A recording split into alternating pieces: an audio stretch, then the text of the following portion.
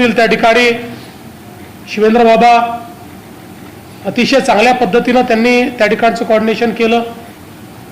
किंवा मराठवाड्यातले जे आमचे नेते आहेत, मग पंकजाताई असतील, अतुल सावे असतील, किंवा संभाजी राव निलंगेकर असतील, मेघनाते बोर्डीकर असतील, अतिशय चांगल्या पद्धतीनं त्या ठिकाणचं त्यांनी कोऑर्डिनेशन केलं.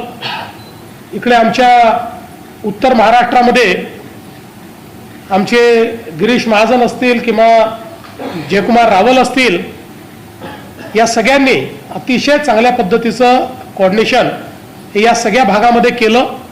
अर्थात मी काही सगळ्यांची नावं घेऊ शकत नाही, यांच्यासोबत अनेक लोक हे खूप चांगल्या पद्धतीनं काम करत होते.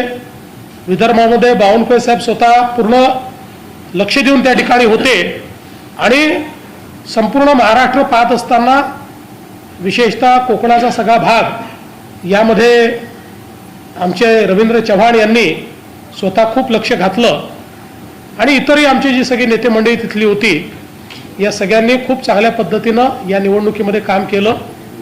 विशेषतः सगळ्या मंत्र्यांना आम्ही जी जबाबदारी दिली होती ती जबाबदारी त्यांनी चांगल्या पद्धतीनं या ठिकाणी पार पडली आणि म्हणून एक टीम एफर्ट हा या ठिकाणी आम्हाला पाहायला मिळाला. संघटना आणि मंत्रिमंडळ असे सगळे लोक टीम एफर्ट म्हणून त्या ठिकाणी काम करत होते. त्यामुळे आमच्या टीम बीजेपीचा हा विजय आहे, टीम भाजपचा हा विजय आहे. आणि अर्थातच आता ही निवडणूक झाल्यानंतर पुढच्या काळामध्ये या सगळ्या शहरातल्या लोकांनी जो विश्वास आमच्यावर दाखवलेला आहे त्यांच्या विश्वासाला सार्थ अशा प्रकारचं विकासाचं कार्य हे निश्चितपणे आम्ही त्या ठिकाणी करून दाखवू आणि ही शहरं बदलली पाहिजेत, या शहरात चांगला विकास झाला पाहिजे अशा प्रकारचा आमचा प्रयत्न हा पुढच्या काळामध्ये मोठ्या प्रमाणात आपल्याला पाहायला मिळेल.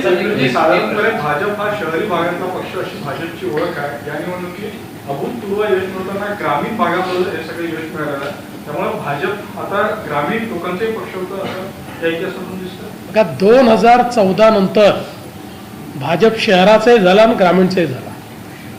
2014 पासून कुठलीही निवडणूक तुम्ही काढा महाराष्ट्रामध्ये 14 नंतरच्या झालेल्या प्रत्येक निवडणुकीमध्ये शहर आणि गाव सगळीकडे भाजपने विजय मिळवलेला आहे, सगळीकडे मतं मिळवलेली आहेत. अगदी आपण जर विचार केला की त्यातल्या त्यात आमचा परफॉर्मन्स हा जो काही 24च्या लोकसभेमध्ये खाली गेला त्याहीवेळी आमची मतं कमी झालेली नाहीत. त्याहीवेळी आम्ही 0.5% हारलो, पण त्यावेळी ग्रामीण भागातही अतिशय उत्तम मतं आम्ही घेतल्यात. भाजप हा सर्व जातींचा, सर्व समाजांचा आणि सर्व भौगोलिक अशा पद्धतीनं विस्तार असलेला पक्ष आता महाराष्ट्रात झालेला आहे. महाराष्ट्राचा नंबर 1 पक्ष हा भाजपच आहे.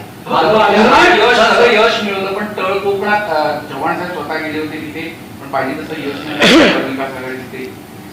नाही. त्या ठिकाणी आम्ही तुम्ही एक लक्षात घ्या की विशेषतः रत्नागिरीमध्ये आम्ही महायुतीत लढत होतो, तिथे आम्हाला चांगलं यश मिळालेलं आहे. सिंधुदुर्गमध्ये युती नव्हती, तिथे काही जागा जिंकलो, काही जागा हारलो. बाकी ठिकाणी आम्हाला चांगलंच यश मिळालेलं आहे. कोकणामध्ये तुम्हाला आमची टॅली याकरता थोडी कमी दिसते, कारण आम्ही तिथे महायुतीत लढलो आहे. कुठे आम्ही NCP सोबत त्यांचा उमेदवार होता, कुठे शिवसेनेचा उमेदवार होता. तर आम्ही जे एकूण लढलो त्या ठिकाणी आमचा विजयच झालेला आहे. या संपूर्ण निवडणुकीमध्ये विरोधी पक्षातले नेते फार सक्रिय दिसले नाही, निवडणुकीतच दिसले नाही. आता निकालातही त्यांचे आकडे सिंगल डिजिट आहे, म्हणजे ठाकरे गट, पवार गट, काँग्रेस 31 वगैरे जागा आहेत. मुळामध्ये विरोधी पक्षाच्या नेत्यांना हे लक्षात आलं होतं की या निवडणुकीमध्ये महायुतीचाच विजय होणार आहे आणि त्यामुळे ते बाहेरच पडले नाहीत किंवा कमी पडले. कारण त्यांना असं वाटत होतं की आत्ता जर आपण हारलो आहे हे लोकांना लक्षात आलं तर पुढे महानगरपालिका आहेत, जिल्हा परिषद आहेत, त्याच्यामुळे आपल्या कार्यकर्त्यांचं मॉरल डाऊन होईल. त्यामुळे आता ते हे सांगायला मोकळे आहेत की आम्ही फार सिरियसली घेतलं नाही, आम्ही त्याच्यामध्ये उतरलो नाही. पण सगळ्यात महत्त्वाचं काय या निवडणुकांमध्ये ही कार्यकर्त्यांची निवडणूक होती.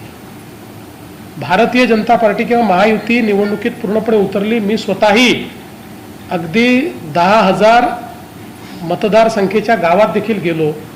याचं कारण जे कार्यकर्ते विधानसभेत आणि लोकसभेत आपल्याला निवडून आणतात त्यांच्या निवडणुकीमध्ये आपण आपली प्रतिष्ठा पणाला न लावणं हा करंटेपणा आहे.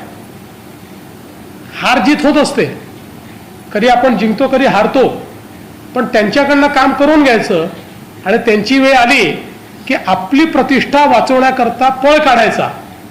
ही पद्धती काही मला तरी योग्य वाटत नाही. भाजपमध्ये आम्ही असं करत नाही. आम्ही जिंकलोही आहे, हारलोही आहे. जेव्हा हारलो तेव्हाही कधी पळालो नाही आणि जिंकलो तेव्हाही कधी त्यातनं आम्ही मातलो नाही. सर हे सांगा, आज ज्याबद्दल निकाल आलेला आहे, रेकॉर्ड झालेला आहे. एक रेकॉर्ड असाही झाला आहे, कामठीमध्ये पहिल्यांदा विजय मिळालेला आहे. देसाईगंज असेल, आरमोरी असेल, गडचिरोली असेल, या तिन्ही म्हणजे पालकमंत्री तुम्ही जिथे आहात तिथे तिन्ही ठिकाणी क्लीन स्वीप तुम्हाला मिळालेली आहे. म्हणजे या रेकॉर्डमध्ये आणखी रेकॉर्ड जोडले गेले. पालकमंत्री पद दोघांकडचं तिथे तुम्हाला यश मिळालं. आणि 40 वर्षानंतर पहिल्यांदा भाजप जिंकली. खरं म्हणजे नागपूर जिल्ह्यामध्ये खूपच चांगलं यश आम्हाला मिळालेलं आहे. आणि विशेषतः आमचे पालकमंत्री चंद्रशेखर बावनकुळे यांचं याच्यात विशेष श्रेय आहे. कारण त्यांनी स्वतः एकेका नगरपालिकेमध्ये लक्ष घालून प्रचार करून सर्व लोकांना सोबत ठेवून या ठिकाणी हे काम केलं. आणि खरं आहे की जवळपास 30-35 वर्षानंतर पहिल्यांदाच कामठीमध्ये भारतीय जनता पक्षाचे नगराध्यक्ष त्या ठिकाणी निवडून आले आहेत. गडचिरोली जिल्ह्यातही आम्हाला खूप चांगलं यश मिळालं आहे. एकूणच तुम्ही जर बघितलं तर जवळपास 15 जागा म्हणजे 15 नगरपालिका अशा आहेत की ज्या ठिकाणी आम्ही मेजॉरिटीत आलो, पण दुर्दैवाने कमी मतांनी आमचे नगराध्यक्ष त्या ठिकाणी पडले आहेत. ठीक आहे, चंद्रपूरचा जो विषय आहे त्या संदर्भात निश्चितपणे आता तिथल्या ज्या काही नगरपालिकांमध्ये आम्हाला यश मिळू शकलं नाही त्याच्या कारणांची आम्ही मीमांसा करू. त्या संदर्भात निश्चितपणे, कारण आता महानगरपालिकेची देखील निवडणूक आहे, त्यामुळे निश्चित त्याची मीमांसा करून तिथे कुठे कमतरता राहिली आहे ती कमतरता दूर करण्याचा प्रयत्न करू. मराठी खतखत बोलून दाखवलेली आहे. त्यांनी म्हटलं की पक्षाने मला बळ दिलं नाही, काँग्रेस नेत्यांनी काँग्रेसच्या इथे बळ दिलं आणि आमचा पक्ष शनी शिंगणापूर नंतर दुसरा असा पक्ष आहे जिथे दारं नाही, कोणीही कधी प्रवेश नाही. असं नाही आहे, पक्षाला दारं असूच नयेत. पक्षाची दारं कुठल्या समाजाकरता बंद असू नयेत, कुठल्या व्यक्तींकरता बंद असू नयेत. पक्ष हा बिना दाराचाच असला पाहिजे. फक्त प्रवेश देत असताना व्यक्ती योग्य आहेत की नाही, पक्षाला फायद्याचे आहेत की नाही हे आपण बघितलं पाहिजे. त्यामुळे मला असं वाटतं की आज समजा पक्षाने काही प्रवेश दिले असतील तर त्याचा फायदाच झालेला आहे. संपूर्ण महाराष्ट्रामध्ये हा जो काही विजय आपल्याला मिळालेला आहे. पण समजा जर सुधीर भाऊंना कुठली ताकद कमी पडली असेल तर त्याची भरपाई ही आता महानगरपालिकेच्या निवडणुकीत आम्ही देऊ. पूर्ण ताकद देऊन चंद्रपूरची महानगरपालिका आम्ही निवडून आणू. देवेंद्र याची सेमीफायनल होती असं म्हणता येईल, कारण की नगर परिषद नगरपंचायत 15 तारखेला फायनल होतं.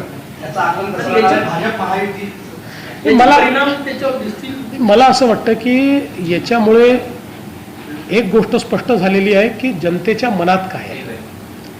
आणि निश्चितपणे माझं स्वतःचं आकलन आहे की आमच्या महायुतीला नगरपालिकेपेक्षाही जास्त चांगले निकाल हे महानगरपालिकेत मिळतील. याहीपेक्षा चांगला परफॉर्मन्स आमचा महानगरपालिकेमध्ये असेल असा माझा विश्वास आहे. सर हे सांगा, सभा ज्या तुमच्या झाल्या होत्या, सभांमध्ये तुमच्या भाषणाचा मुख्य मुद्दा हा होता की सत्ता जर तुमची आली, पाणी पुरवठ्याच्या योजना होतील, केंद्रातून पैसे मिळतील आणि इतर ज्या गोष्टी आहेत त्या गोष्टी, पाण्यामध्ये घाण जास्त मिसळली जाते ग्रामीण भागामध्ये, आरोग्य खराब होतं, तर 200 पेक्षा जास्त ठिकाणी महायुती आलेली आहे, तर सर्वसामान्यांच्या आयुष्यावर काय परिणाम त्याचा होईल? जिथे महायुती आली आहे तिथे आणि जिथे आली नाही तिथेही आम्ही हे काम करणारच आहोत.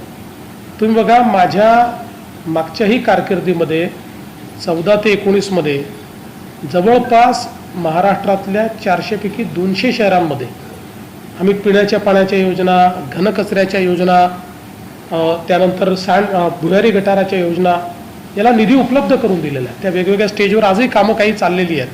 त्यामुळे मुळात मी लोकांना हे सांगायचो की पहिल्यांदा केंद्र सरकारनेही शहरीकरण हा अभिशाप नाही आहे, तर शहरीकरण हे आपण नियोजित केलं तर 65% GDP शहरांमध्ये तयार होतो. त्यामुळे वस्तू आणि सेवांची निर्मिती करून आपण सामान्य माणसाचं जीवन बदलू शकतो आणि मोठ्या प्रमाणात रोजगार निर्मिती करू शकतो.